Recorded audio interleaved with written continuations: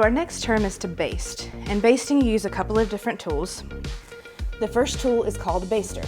So with the baster, it's like a giant eyedropper, and you take a little bit of the sauce from the bottom of the pan, and you put it on top of the meat. This keeps the meat from drying out. I like this one because it's stainless steel, and so I can put it in the dishwasher and I know it's sanitized. You can also baste with a brush, either taking sauce from the bottom or adding new sauces as it's cooking.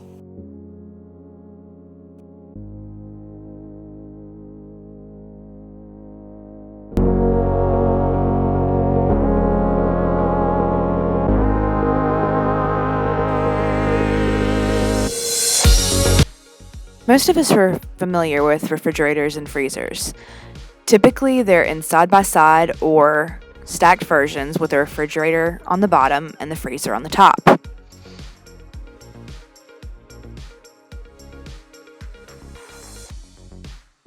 Freezing is an important element of freezers. You can use freezers to freeze meats or produce in order to help it last longer, or you can store already frozen things in there and it will last for at least 3 to 6 months.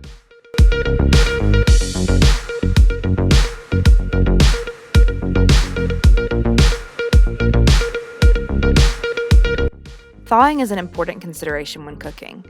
The thawing process leaves a lot of opportunity for foodborne illnesses to enter into your food. The temperature of your food determines how quickly bacteria can grow, so thawing appropriately is extremely important. There are 3 appropriate ways to thaw in your kitchen. The first way to thaw is in the refrigerator. Simply leave the item in the fridge until it's a temperature appropriate to cook. The second way to thaw appropriately is in the sink, under cool running water. It needs to be cool because if it's not, then the outside of the food will become warm or in the temperature danger zone while the inside isn't thawed yet. The third way to appropriately thaw is in the microwave. If you thaw in the microwave, it's very important to cook the item right away.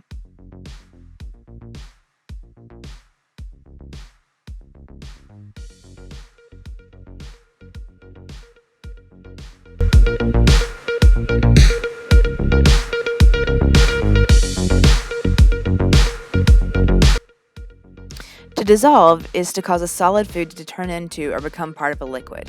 So as you can see from this video,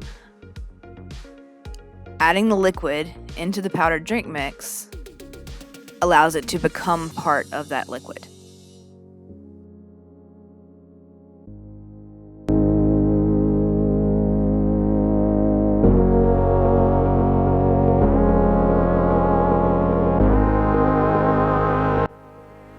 So our next piece of cooking equipment is a colander, and you use a colander to drain items.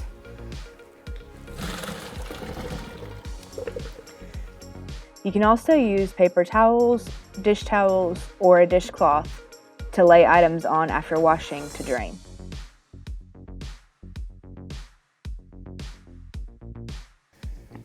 Another important piece of household equipment is a slotted spoon. A slotted spoon allows you to lift out food from liquids and drain it away. This keeps you from having too much liquid on your plate, and it works really well.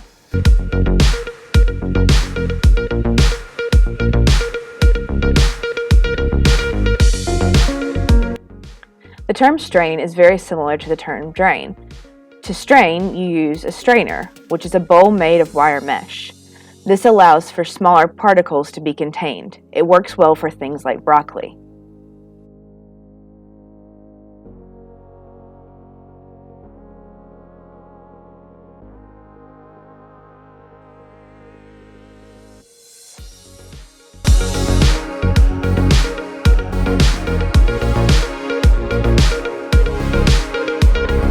If your recipe ever says to dust something with a product, usually it's some sort of powder like powdered sugar or cornstarch, you've got a couple of different options for this. They have little shakers that you can use to dust things with.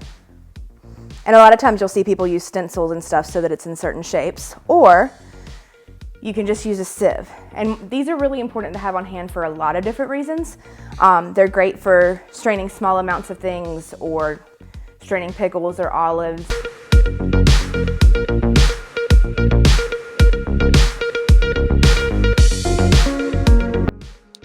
first step of a lot of frying operations is to flour whatever you're frying. So flouring basically just means to coat the item with flour, so it's just what it sounds like.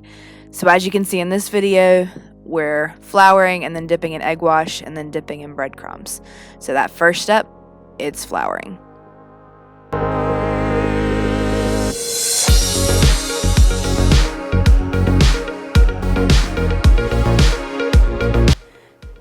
So another cooking term we're going to talk about with these two pans is to grease. You have several options for greasing a pan. You can use shortening, you can use butter, or you can use non-stick spray. With larger pans, I usually like to put a piece of parchment paper in the bottom so that it doesn't stick as well, especially if you want to make sure that it turns out well. But with things like brownies, you don't necessarily need to worry about that because, let's be honest, nobody cares what they look like.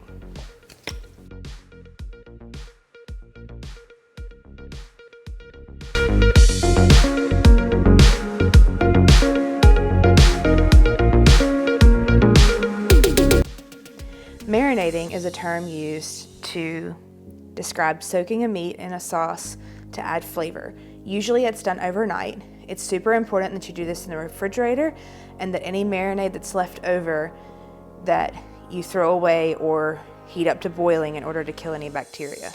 It's really not recommended to keep any of the marinade though.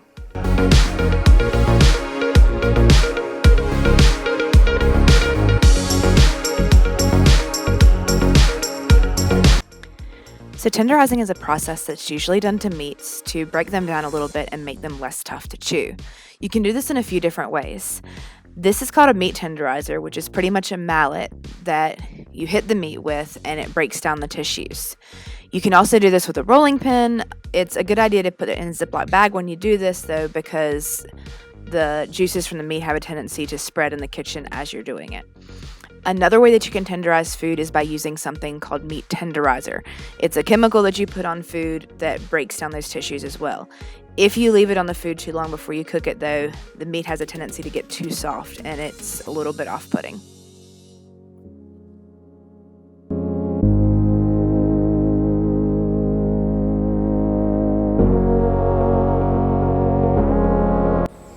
So the next cooking term that we're going to talk about is to melt. So what we're going to do is melt some chocolate.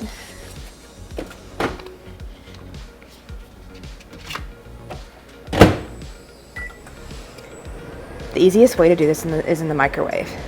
But another piece of kitchen equipment that you can use to melt things with is a double boiler. You put a small amount of water in the bottom, making sure that it doesn't touch the bottom of the top pan, and then you can melt items in here without the risk of burning. This also works well for things like custards that you may not want on direct heat.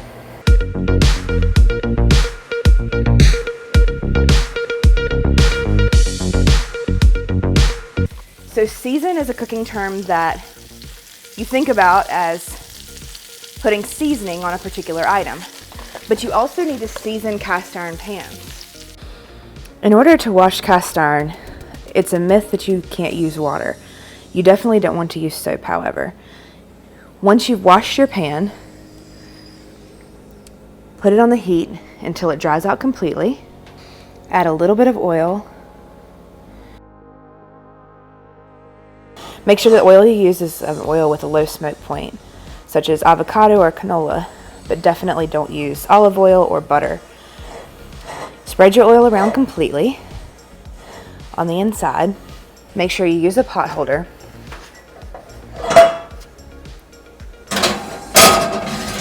And set it in a 350-degree oven for 1 hour.